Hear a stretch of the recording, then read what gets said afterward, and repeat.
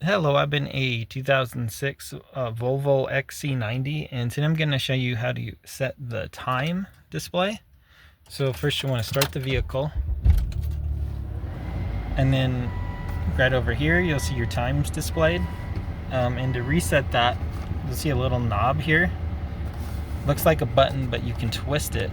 So as you twist it, one way or the other, it'll go forward or backward for your time.